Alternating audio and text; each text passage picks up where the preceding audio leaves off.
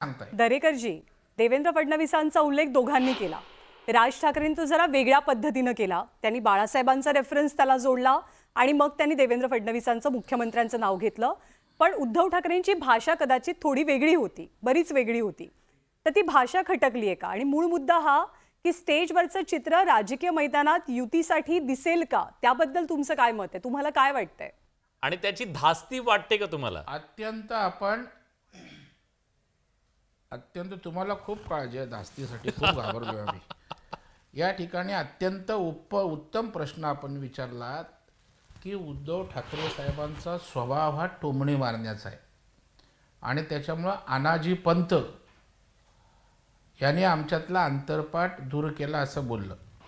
पण टोमण्याशिवाय उद्धव ठाकरे साहेबांचं भाषणच पूर्ण त्या ठिकाणी होऊ शकत नाही. ते त्यांनी त्या ठिकाणी केलं.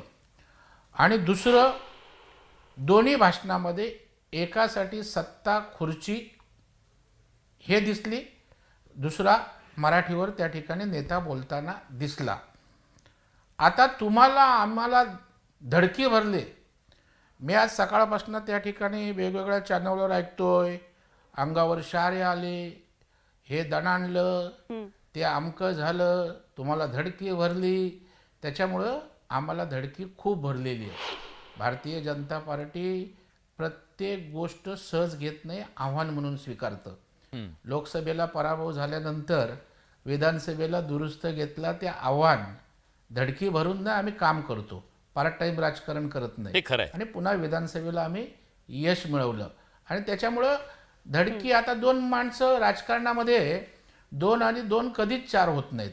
त्याच्यामुळे 2 नेते एकत्र आले म्हणजे उद्या जर आले तर त्या ठिकाणी सगळी इकडची मतं पैकीच्या पैकी तिकडे जातील, तिकडची मतं पैकीच्या पैकी इकडे येतील. मग महाराष्ट्रातल्या मराठी माणसांनी, मुंबईतल्या मराठी माणसांनी भाजपला नाही वोटिंग केलं, शिंदेसाहेबांच्या आमदारांना नाही वोटिंग केलं, की पाकिस्तानातनं वोटिंग केलं. त्याच्यामुळे भंपकपणा मराठी माणसाला नीट समजतो. आता भावनिक राजकारण करण्याचे दिवस संपलेत आणि त्या भावनेच्या मागे जर राजकीय खोटारडेपणा असेल तर तो अजिबात आवडत नाही आहे. आणि त्याच्यामुळे जनतेला सगळं कळतं, जनता सब कुछ जानती है. श्रीमंत माने सर आता आपल्या सोड जोडले गेलेत. माने सर, आज उद्धव ठाकरे, राज ठाकरे यांनी मराठीच्या मुद्द्यासाठी एकत्र आलो असं सांगितलं. ताकाला जाऊन त्यांनी भांडं लपवलं का? हे राजकारणासाठी एकत्र आले, सत्तेसाठी एकत्र आले असा आरोप केला जातोय. खरंच त्यांनी ताकाला जाऊन भांडं लपवलं का? लोकांना सांगितलं नाही का राजकारणासाठी एकत्र आलोय? ताकाला जाऊन भांडण लपवलंय असं मला वाटत नाहीये. त्याचं कारण असं की ते स्पष्ट बोललेत. राज ठाकरे स्पष्टपणे भाजप विरोधक नाही आहेत. राज ठाकरे जे आहेत ते अजून त्यांची भूमिका निश्चित झालेली नाहीये, नेमकी कुठली भूमिका घ्यायची हे त्यांचं ठरलेलं नाहीये. आणि त्यामुळे त्यांनी केवळ मराठीवर बोलले. परंतु उद्धव ठाकरेंनी ते स्पष्टपणे भाजपच्या विरोधात आहेत आणि त्यामुळं त्यांनी वापरलेली भाषा, त्यांनी केलेली टीका हे सगळं स्पष्टपणे राजकीय होतं.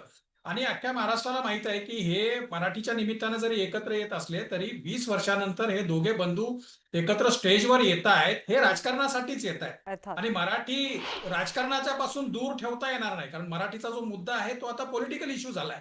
आणि त्यामुळं ते राजकारणासाठी एकत्र आलेत हे स्पष्ट आहे. ते पुढे राजकारण करतील की नाही हा आजच्या आपल्या खरं तर सगळ्यांच्या मनातला प्रश्न आहे की आज जसे एकत्र आले तसे ते निवडणुकांमध्ये एकत्र राहतील का? आता मला असं वाटतं की उद्धव ठाकरेंनी त्याचंही उत्तर दिलं. त्यांनी सांगितलं की त्यांच्यावरती जी टीका होते, मग मराठीचा नव्हे मग महापालिकेचा आहे, तर त्यांनी सांगितलं की केवळ महापालिकेचाच नाही मग महाराष्ट्राचा पण आहे. इतकी स्पष्ट भूमिका घेतली आहे. तेवढी स्पष्ट भूमिका राज ठाकरेंनी जरी घेतलेली नसली तरी सुद्धा ते एकत्र आले हीच मोठी बातमी आहे. आणि ते राजकारणासाठी एकत्र आले याच्याबद्दल कुणाचंच दुमत नाही आहे, कारण मराठीचा मुद्दा मुळात पॉलिटिकल झालेला असल्यामुळं त्रिभाषा सूत्र आणि बाकी सगळे जे मुद्दे चर्चा होते आहे ती सगळी सत्तेतून, राजकारणातून, पक्षीय भूमिकांमधून एकत्र पुढे आलेली असल्यामुळं हा राजकीय मुद्दा आहे. आणि हा थोडासा सांस्कृतिक राजकारणाचा, भाषेच्या राजकारणाचा, थोडासा एकूण मराठी माणसं एकत्र ठेवण्याचा वगैरे. कारण आपल्याकडं अगदी शिवसेनेच्या स्थापनेपासून किंबहुना त्याच्याही अगोदर ज्याचे दाखले उद्धव ठाकरेंनी दिले प्रबोधनकारांचे, त्याच्या अगोदरपासून भाषेच्या मुद्द्यावरती राजकारण होत आलंय. आपलं 1950चं संपूर्ण दशक देशाच्या राजकारणाचं हे भाषेच्या राजकारणावरचं आहे. किंवा आता सुद्धा दक्षिण भारतामध्ये जे काही राजकारण होत आहे ते भाषेच्या मुद्द्यावर आहे. त्यामुळे भाषा आणि राजकारण वेगळं करता येणार नाही आणि ते दोघांनी स्पष्ट केलंय, कारण ते राजकारण आहे. ठीक आहे, मग दिनकर पाटलांना विचारूया आपण. दिनकर पाटीलजी, तुम्हाला पण वाटलं का उद्धव ठाकरे ज्या स्पष्टतेनं बोलले, राज ठाकरे थोडंसं चाचपडत होते, हातचा राखून बोलत होते, राजकीय दृष्ट्या पुढची भूमिका काय याच्याबद्दल तुम्हाला काय मेसेज मिळाला? तुम्ही गेला होता, समोर बसला होता तुम्ही, राज ठाकरेंचा काय मेसेज जातो तुम्ही खाली सांगणार? साहेब, दरेकर साहेब जे बोलतायत ना, हा, या भारतीय जनता पार्टीला फार दुःख झालेलं आहे. कशाचं? यांना दोघं भाऊ एकत्र येणार, राज साहेब आणि उद्धव साहेब एकत्र, यांना दुःख झालेलं आहे. तुम्ही बघा ना, आता महाराष्ट्रामध्ये नुसती महापालिका मुंबई काय घेऊन बसले. मी भारतीय जनता पार्टीत पण 11 वर्ष काम केलं. आता विधानसभेला मी वंचित केले. हे लोक अतिशय खोटे, यांना दुसऱ्या चांगली माणसं यांना आवडत नाही. राज साहेब ठाकरे आणि उद्धव साहेबांना अख्खा महाराष्ट्र मानतो. त्यांनी जो विषय घेतला मराठी भाषेचा, स्त्री भाषा, तर जे 2 शेअर भावांना घाबरून, मराठी माणसांना घाबरूनच माघार घेतली. आणि नुसतं महापालिका विषय सोडून द्या, महाराष्ट्रामध्ये 1 नंबर दोघं भाऊ असणार येते. 1 नंबर. तुम्ही तळागाळात जा, आम्ही ग्रामीण भागात राहणारे कार्यकर्ते आहे. जरा ग्रामीण भागात, शहरात फिरा, लोकांचं मत काय ते शाह साहेब बरोबर बोलले. मग दोघं भाऊ एकत्र आले, यांना दुःख झालेलं आहे.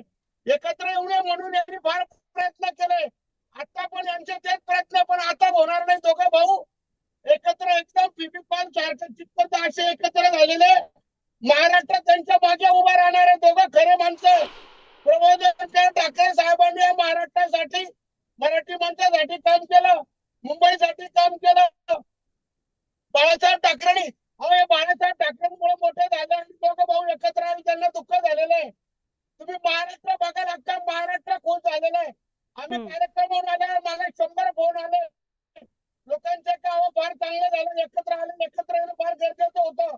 कारण या महाराष्ट्रामध्ये हुकुमशाही, दडपशाही, दादागिरी, गुंडागर्दी, तुम्ही बघा. आमचा नाशिकचा तो सलीम कुत्ताचे भारतीय जनता पार्टीने सीमाताई हिरेंनी आरोप केले, त्या माणसाला हे लोक पक्षात घेतात. त्या सुनील बागुलचे यांच्या गुन्हे दाखल झाले म्हणजे त्यांना पक्षात घेतात. कुंड भरून ठेवलंय आणि सत्ता कमवतात, सत्तेतून पैसा, पैशातून सत्ता. आणि आज दोघं भाऊ एकत्र आले तर महाराष्ट्राला आनंद आहे, महाराष्ट्राला न्याय मिळणार आहे, माय बहिणीला न्याय मिळणार आहे, मराठी माणसाला न्याय मिळणार आहे. हे ठीक लक्षात घ्या. दोघं 5 जुलै 2025 ही तारीख आहे ठाकरेंच्या मनोमिलनाची. ही तारीख आहे शिवसेना आणि मनसेतल्या नव्या अध्यायाची. ही तारीख आहे मराठी एकजुटीची. ही तारीख आहे ठाकरे ब्रँड एकत्र येण्याची. जेव्हापासून 5 जुलैच्या विजयी मेळाव्याची घोषणा झाली, अगदी तेव्हापासून ठाकरे प्रेमींची उत्सुकता कमालीची शिगेला पोहोचली. कारण दोघा भावांना एकाच व्यासपीठावर आणि एकाच फ्रेममध्ये पाहण्याची 2 दशकांची इच्छा पूर्ण होणार होती. आणि जे स्वप्न जुन्या शिवसैनिकांनी, बाळासाहेबांनी, स्नेही आणि प्रेमींनी पाहिलेलं होतं, त्या पूर्ततेचा हा दिवस असणार होता. त्यामुळे आजचा मेळावा दोन्ही बाजूंच्या कार्यकर्त्यांसाठी ही फक्त राजकीय घडामोड नव्हती, तर हा एक भावनिक क्षण होता ज्ञानदा. अर्थात, कारण महाराष्ट्रामध्ये ठाकरे ही 3 अक्षरं ठाकरे प्रेमींचा एक प्रकारे श्वास आहे. ठाकरे फक्त आडनाव नाहीये, तर तो एक ब्रँड आहे. आणि आज त्याच ब्रँडची एकत्रित ताकद तब्बल 2 दशकांनंतर दिसली आहे. आणि त्यामुळेच राज उद्धव यांची ही फोटो परफेक्ट फ्रेम अतूट राहावी यासाठी प्रत्येक ठाकरे प्रेमी देवाला साकडं घालत होता. त्याच्या डोळ्यात आज आसवं सुद्धा होती. तर मेळाव्याच्या मंचावरती होते दोन्ही भाऊ, तर प्रेक्षकांमध्ये होता त्यांचा कुटुंब कबिला. तो असा क्षण होता की जेव्हा सगळे पाश खरं तर गळून पडलेले होते, हो. कार्यकर्त्यांमधले सुद्धा आणि कुटुंबामधले सुद्धा. भोळ्या बाबड्या कार्यकर्त्यांच्या सच्च्या ठाकरे प्रेमींसाठी हे चित्र म्हणजे अवघा रंग एक झाला अशी भावना होती. दोन्ही ठाकरेंच्या युतीच्या दृष्टीनं आजचा मेळावा एक प्रकारे लिटमस टेस्ट होती, जी बऱ्यापैकी यशस्वी झालेली आहे. त्यामुळे ठाकरेंच्या युतीसाठी हीच ती वेळ आणि हाच तो क्षण अशी भावना दोन्ही बाजूंची आहे. आणि ही युती व्हावी असं जसं अनेकांना जरी वाटत असलं तरी ते स्वप्न पूर्ण होणं प्रॅक्टिकली शक्य आहे का? त्यात अडथळे कोणते आहेत? स्वप्न पूर्ण झालं तर काय होईल? असे अनेक सवाल आहेत. अर्थात, आणि त्या